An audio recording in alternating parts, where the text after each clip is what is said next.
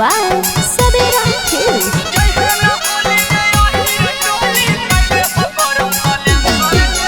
बौखल होली में बाभन हो छौड़ी लहंगम लगा दे तो सेंसर गे।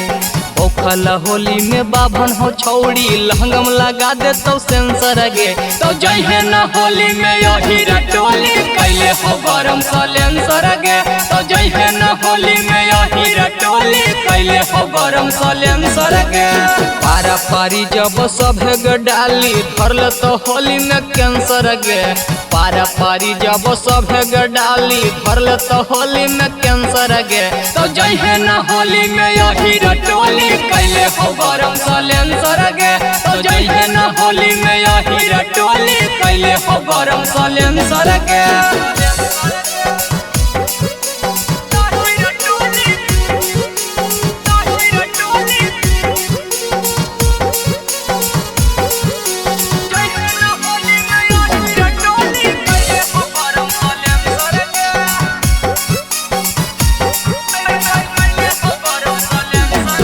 हाँ रसे रसे चौहान जी डाली पढ़े के पंडित जी पतर गे।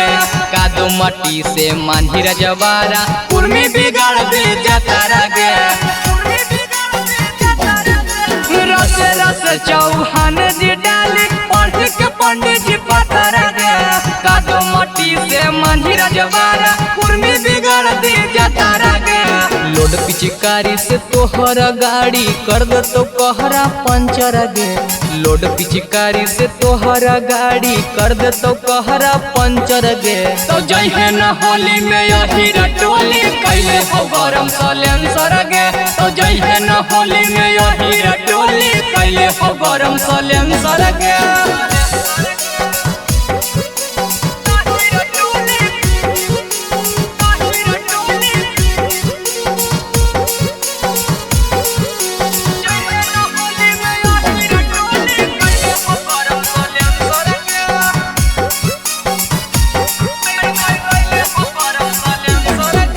शरमाजी न शरमाई डाली खड़े पसवान गे। लाल पियर कर दे तो छिली के खरिहान गे।